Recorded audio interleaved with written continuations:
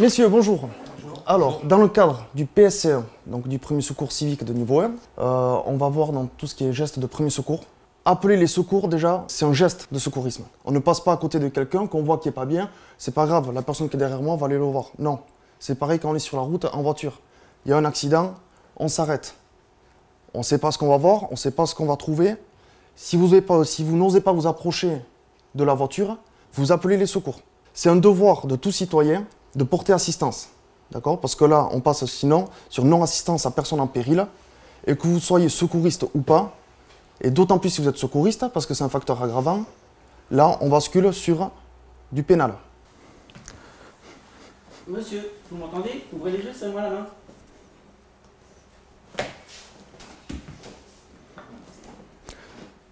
Donc, pour tout le monde, là, qu'est-ce qu'il vient de faire? Il vient d'apprécier quoi? La conscience. Et là, il est en train de faire? Voilà, la ventilation. Alors, on le fait sur peau nue. D'accord? Hop, t'enlèves. Tu ouvres tout. Voilà. Là, on prend l'axe médian des tétons un peu plus haut. Là, voilà, ici. N'oublie pas, on prend l'œil médiane de téton à téton. D'accord? 30 et 2. D'accord? Et on compte à voix haute. Parce qu'admettons, il y a un passant qui vient qui est secouriste, il sait où vous en êtes et il va pouvoir se positionner pour vous relayer. 30. Hop. Maintenant, 2 insufflations. Là, c'est bon. Hop, c'est bon. À partir du moment qu'on commence un massage cardiaque, on ne s'arrête que sur l'ordre d'un médecin. Si vous décidez de commencer, on ne s'arrête plus. Le nourrisson, la différence avec l'adulte, c'est qu'on ne va pas basculer la tête en arrière. Parce que les muscles du nourrisson ne sont pas entièrement formés. Il n'a pas de tonus musculaire au niveau du cou. Donc, si on vient basculer la tête en arrière, on va venir lui comprimer. Du coup, on va l'empêcher de respirer.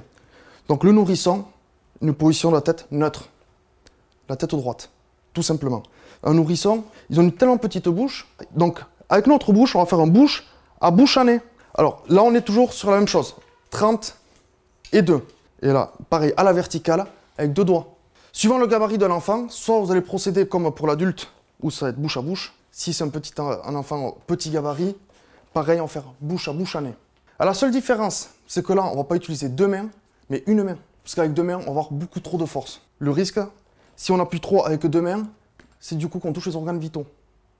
Donc vous utilisez le défibrillateur sur un arrêt cardiaque. À partir du moment que vous allumez le défibrillateur, vous arrêtez tout et vous l'écoutez. Il va vous guider. Voilà. Il va vous demander de poser les électrodes comme il faut. Si vous ne les mettez pas bien, il va vous le dire. Parce qu'il ne va pas se mettre à fonctionner si ce n'est pas bien mis en place. Donc, vous l'écoutez. Il vous dit de ne plus toucher le patient, vous ne le touchez plus. Il vous dit qu'il y a un choc qui est recommandé, il va charger. Dans certains, il va envoyer le choc directement. Dans d'autres, ils vont vous demander d'appuyer un bouton qui va clignoter. Vous n'allez pas pouvoir le louper de toute façon. Hein. C'est lui qui prime.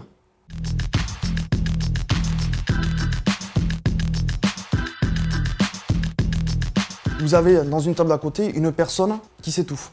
Donc la question toute simple qu'il faut poser, c'est est-ce que vous vous étouffez?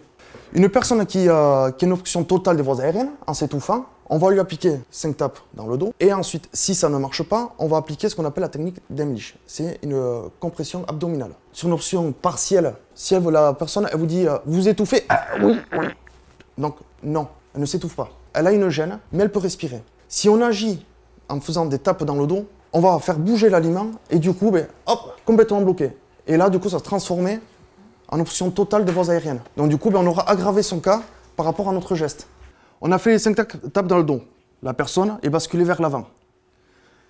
J'ai vu qu'il n'y a aucun corps étranger qui est sorti.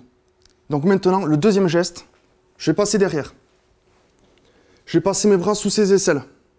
Je ne vais pas venir lui comprimer la cage thoracique, j'écarte les bras. Je viens chercher, j'ai le sternum, la pointe du sternum, qui est juste ici. Je vais passer un point, avec l'autre main, je vais venir recouvrir dessus, je vais tirer en arrière et remonter vers le haut. On fait en fait une virgule. Vous tirez en arrière et vous remontez. 5 fois. Si le corps étranger est sorti à la deuxième fois, on ne va pas insister. On arrête. Par contre, si ça ne sort pas, on fait 5 fois. Si ça ne sort pas, on rebascule sur les 5 tapes dans le dos. Et on alterne 5 tapes dans le dos, 5 compressions abdominales, tant que le corps étranger n'est pas recraché ou tant que la victime n'a pas perdu connaissance. Vous avez le nourrisson qui est là. On va commencer comme pour l'adulte ou l'enfant. Il y aura 5 tapes dans le dos. On le tient entre les 2 avant-bras et on va le faire venir sur la cuisse. Tête en bas, on maintient la bouche ouverte avec les 2 doigts en tenant la mandibule. Et là, on va venir 5 tapes dans le dos entre les omoplates avec le talon de la paume de la main. Là, je vais regarder si j'ai pas de corps étranger qui est remonté.